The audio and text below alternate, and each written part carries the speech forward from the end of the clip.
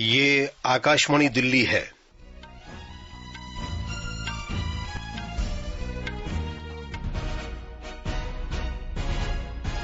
मुख्य समाचार।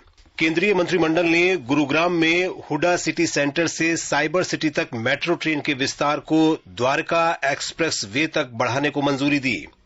खेल मंत्री अनुराग सिंह ठाकुर ने पहलवानों को आश्वासन दिया कि भारतीय कुश्ती संघ के अध्यक्ष बृजभूषण शरण सिंह पर आरोपों की जांच 15 जून तक पूरी कर ली जाएगी और चार्जशीट दाखिल की जाएगी। दिल्ली को राज्यों के 5वें खाद्य सुरक्षा सूचकांक में केंद्र शासित प्रदेशों की श्रेणी में पुरस्कार मिला।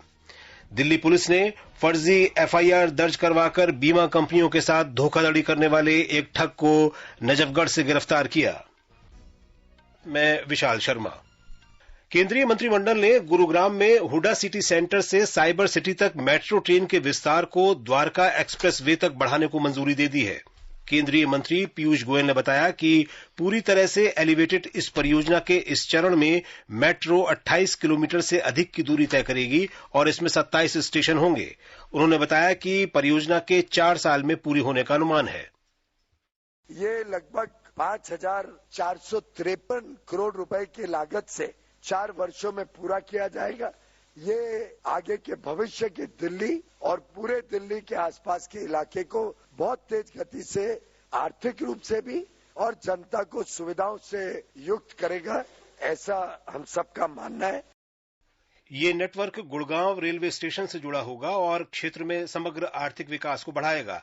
अगले चरण में ये इंदिरा गांधी अंतर्राष्ट्रीय हवाई अड्डे से जुड़ जाएगा। आर्थिक मामलों की मंत्रिमंडलीय समिति ने आज विपणन सत्र 2023-24 के लिए सभी अनिवार्य खरीफ फसलों के न्यूनतम समर्थन मूल्य में वृद्धि को मंजूरी दे दी। मंत्रिमंडल ने किसानों को उनकी उपज का लाभकारी मूल्य सुनिश्चित करने और फसल विविधीकरण को प्रोत्साहित करने के लिए यह निर्णय लिया है। नई दिल्ली में केंद्रीय मंत्री पीयूष गोयल ने कहा कि इस वर्ष का बढ़ा हुआ न्यूनतम समर्थन मूल्य पिछले कई वर्षों से अधिक है। प्रधानमंत्री जी ने समर्थन मूल्य लागत से 50% कम से कम ज्यादा होगा, ये निर्णय कुछ वर्ष पहले लिया था और उसके फलस्वरूप मूंग में 10.4%, ग्राउंडनट में भी 9% की वृद्धि हुई है, सेसमम में भी 10.3% की वृद्धि की गई है और पैडी की एमएसपी में 7% की वृद्धि की गई है। इसी प्रकार से ज्वार, बाजरा, रागी, मेज, अरहर दाल, उड़द, सनफ्लावर सीड, सोयाबीन, निगर सीड, इन सभी में लगभग 6 से 7% की वृद्धि इस खरीफ मार्केटिंग सीजन के लिए की गई है। मंत्रिमंडल ने बीएसएनएल के लिए 89,047 करोड़ रुपए के कुल परिव्यय के साथ तीसरे पुनरुद्धार पैकेज को भी मंजूरी दी है। इसमें इक्विटी इन्फ्यूजन के जरिए भारत संचार निगम लिमिटेड के लिए 4G और 5G स्पेक्ट्रम का आवंटन शामिल है। एक रिपोर्ट। प्रादेशिक समाचार आप आकाशवाणी दिल्ली से सुन रहे हैं। ताजा समाचार जानने के लिए आप हमारी वेबसाइट newsonair.com पर लॉग इन कर सकते हैं। खेल मंत्री अनुराग सिंह ठाकुर ने पहलवानों को आश्वासन दिया है कि भारतीय कुश्ती संघ के अध्यक्ष बृजभूषण शरण सिंह पर आरोपों की जांच इस महीने की 15 तारीख तक पूरी कर ली जाएगी और चार्जशीट दाखिल की जाएगी। पहलवानों के साथ 6 घंटे की लंबी चर्चा के बाद श्री ठाकुर ने बताया कि कुश्ती संघ के चुनाव इसी महीने करा लिए जाएंगे। उन्होंने बताया कि संघ में एक महिला की अध्यक्षता में आंतरिक शिकायत समिति होगी। बैठक सकारात्मक माहौल में हुई और सभी फैसले सर्वसम्मति से लिए गए। उन्होंने कहा कि पहलवानों के खिलाफ सभी एफआईआर वापस ले ली जाएंगी। पहलवानों ने इस बात पर सहमति व्यक्त की कि वे 15 जून से पहले किसी प्रकार का विरोध प्रदर्शन नहीं करेंगे। बहुत अच्छे वातावरण में सकारात्मक बातचीत हुई है और लगभग 6 घंटे चली इस बैठक में जो आरोप लगाए गए हैं उन आरोपों की जांच पूरी करके 15 जून तक चार्जशीट दायर की जाए और रेसलिंग फेडरेशन ऑफ इंडिया का चुनाव 30 जून तक किया जाए। Internal complaint committee wrestling federation की बनाई जाए और उसकी अध्यक्षता कोई महिला करे।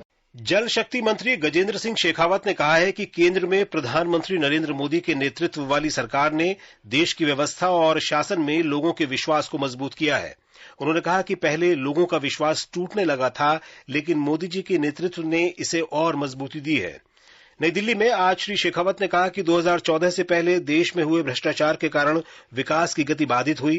उन्होंने कहा कि 2014 से देश हर क्षेत्र में उन्नति कर रहा है। श्री शेखावत ने कहा कि राष्ट्र प्रथम को ध्यान में रखते हुए नीतियां बनाई जा रही हैं। जिस तरह से 9 साल में अभूतपूर्व विकास देश की जनता ने देखा, अंतिम व्यक्ति तक योजना का लाभ पहुंचे, इस लक्ष्य को लेकर के जिस तरह से काम किया गया, बिना किसी भेदभाव के देश के प्रत्येक व्यक्ति को जो पात्रता रखता है उस तक लाभ पहुंचे, इस लक्ष्य के साथ जिस तरह की योजनाएं प्रारंभ की गई, उनका परिणाम देश और दुनिया आज स्वीकार कर रही है। नागरिक उड्डयन मंत्री ज्योतिरादित्य सिंधिया ने कहा है कि अगले 5 वर्षों में देश में 200 से 220 नए हवाई अड्डे, हेलीपोर्ट और वाटर एरोड्रोम बनाए जाएंगे। सरकार की 9 वर्ष की सेवा, सुशासन और गरीब कल्याण में विमानन क्षेत्र पर ध्यान केंद्रित किया गया है। नई दिल्ली में श्री सिंधिया ने कहा कि स्वतंत्रता के बाद 68 वर्षों में 2013-14 तक हवाई अड्डों, हेलीपोर्ट और जल हवाई अड्डों की संख्या केवल 74 थी, जबकि पिछले 9 वर्षों में ये संख्या बढ़कर 148 तक पहुंच गई है। भारत का अंतरिक्ष कार्यक्रम मुख्य रूप से अंतरिक्ष प्रौद्योगिकी और राष्ट्रीय विकास के लिए अनुप्रयोगों से सामाजिक आर्थिक लाभ प्राप्त करने पर केंद्रित है। भारतीय अंतरिक्ष कार्यक्रम की लगातार बढ़ती मांगों को पूरा करने और इन कार्यक्रमों से प्राप्त सेवाओं का व्यावसायिक रूप से दोहन करने के लिए मार्च 2019 में न्यू स्पेस इंडिया लिमिटेड को शामिल किया गया था। ये एक बेंगलुरु स्थित कंपनी है जिसका पूर्ण स्वामित्व भारत सरकार के पास है। गृह मंत्री और सहकारिता मंत्री अमित शाह ने नई दिल्ली में सहकारी समितियों के केंद्रीय पंजीयक CRCS के कार्यालय में कंप्यूटर प्रणाली लागू करने के काम की प्रगति की समीक्षा की। जून 2021 में CRCS के गठन के बाद सहकारिता मंत्रालय ने सहकारिता क्षेत्र में कामकाज सुगम बनाने के अनेक कदम उठाए हैं। इन उपायों के अंतर्गत CRCS के कार्यालय को कंप्यूटर युक्त बनाने और डिजिटल प्रणाली विकसित करने का काम किया जा रहा है। श्री शाह ने निर्देश दिया है कि CRCS की गतिविधियों में युवाओं की सेवाओं का उपयोग किया जाना चाहिए। प्रधानमंत्री नरेंद्र मोदी ने कहा है कि देश भर में सबसे महंगी दवाइयां कम से कम लागत पर उपलब्ध कराना सरकार की शीर्ष प्राथमिकता है। वे देश भर में 2000 प्राथमिक कृषि ऋण समितियों को प्रधानमंत्री भारतीय जनऔषधि केंद्र खोलने की अनुमति देने पर श्री मोदी ने विश्वास व्यक्त किया कि सहकारिता क्षेत्र में किए गए इस बड़े उपाय से ग्रामीण क्षेत्रों के लोगों का जीवन सुगम बनाने में मदद मिलेगी। सरकार ने कल देश भर में 2000 प्राथमिक कृषि ऋण समितियों को प्रधानमंत्री भारतीय जनऔषधि केंद्र खोलने की अनुमति दे दी। ये निर्णय नई दिल्ली में रसायन और उर्वरक मंत्री मनसुख मांडविया और सहकारिता मंत्री अमित शाह की बैठक में लिया गया। इस वर्ष अगस्त तक 1000 और दिसंबर तक 1000 और जन औषधि केंद्र खोले जाएंगे। अब तक देश भर में 9400 से अधिक जन औषधि केंद्र खोले जा चुके हैं। इन केंद्रों में 1800 दवाएं और 285 चिकित्सा उपकरण उपलब्ध हैं। आकाशवाणी समाचार से विशेष बातचीत में भारतीय राष्ट्रीय सहकारी संघ के अध्यक्ष दिलीप संघानी ने बताया कि इससे लोगों को किफायती दरों में दवाएं मिल पाएंगी। माननीय प्रधानमंत्री जी ने सहकार से समृद्धि का लक्ष्य लेके जो जिम्मेदारी अमित भाई शाह को कोऑपरेट की दी है, से सहकार से समृद्धि को सिद्ध करने के लिए गांव-गांव तक रोजगारी और जरूरतमंद लोगों को दवाएं सस्ती और ऑथेंटिक मिल पाएगी। हर गांव में जहां 2 लाख सोसाइटी नई भी बनेगी, हर पंचायत पे एक सोसाइटी होगी, ये बहुत बड़ा फैसला है। प्रादेशिक समाचार आप आकाशवाणी दिल्ली से सुन रहे हैं। ताजा समाचार जानने के लिए आप हमारी वेबसाइट newsonair.com पर लॉग इन कर सकते हैं। आगे बढ़ने से पहले मुख्य समाचार एक बार फिर।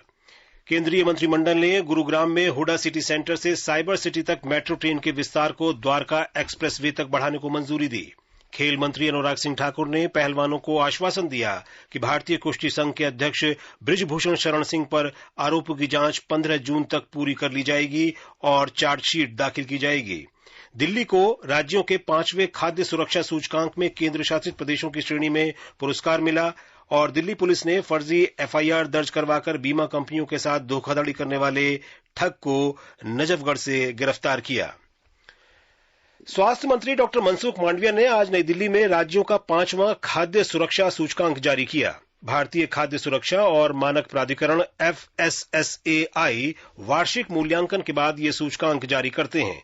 सूचकांक से खाद्य सुरक्षा मानकों के आधार पर राज्यों के प्रदर्शन का आकलन किया जाता है।